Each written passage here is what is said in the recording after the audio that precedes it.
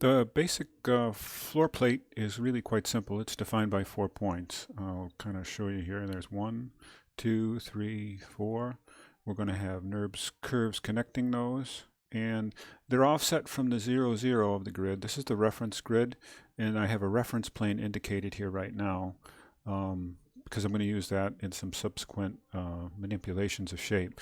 But you can see the idea is that the points are even offset from the 0 point by 3 units in this direction, and that's indicated over here by this x offset.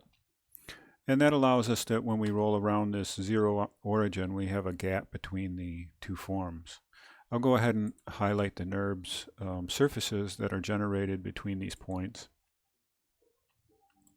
so you can get a better understanding of the concept of the floor plate. So once again, we have 4 points defined, and then we feed those into list to connect them to create NURBS curves. So we'll move over to the next part of this process now. So we have a floor plate, and we really need a second floor plate, at least in this design concept. And you're free to really do this any way you want.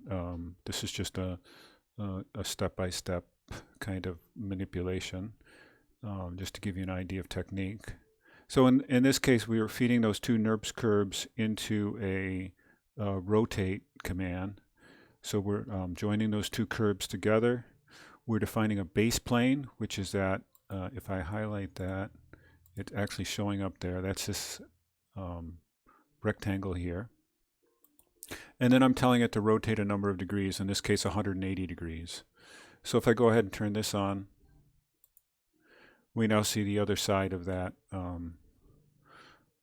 floor plate. So now in order to make it an interesting, we could just extrude those shapes up, obviously, to create some sort of a tower concept. But we're going to throw in a couple of curves, pun intended. First of all, we're going to rotate them.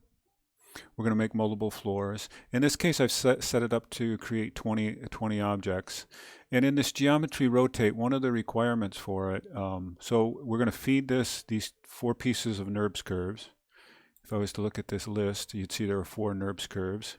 And they're still discrete in each list. So there's, if I zoom in here, it's a little easier to see probably. But you see I have 2 lists of 2.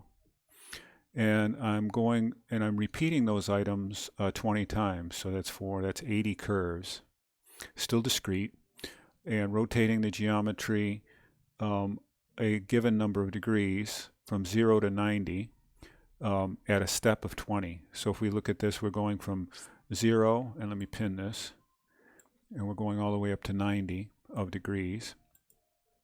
And if I go ahead and turn this on, you'll see what that function does. Now we have the spiral graph type looking object, which is 20 floor levels rotated 90 degrees, or through 90 degrees. And that's going to give us a little twist to our tower. There's one other step that I do here, and that's to offset the floors in a sign form, but I'm not actually going to do that. So let's just review if you're trying to build up code here. We made our shape. We mirrored it, or rotated it, excuse me, it's not a mirror, it's actually a 180 degree rotation. And then we took both of those curves and we combined them and rotated them 20 times. So we have 20 floor plates, but they're not moving in the z-axis right now.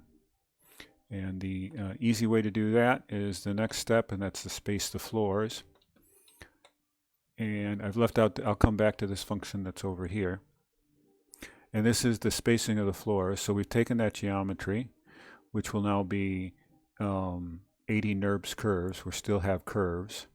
And we're going to go from 0 to 120, as if that was 120 feet, with 90 increments. So that's determining our floor plate, so to speak. And if I go ahead and turn this on, you'll see them now spread out.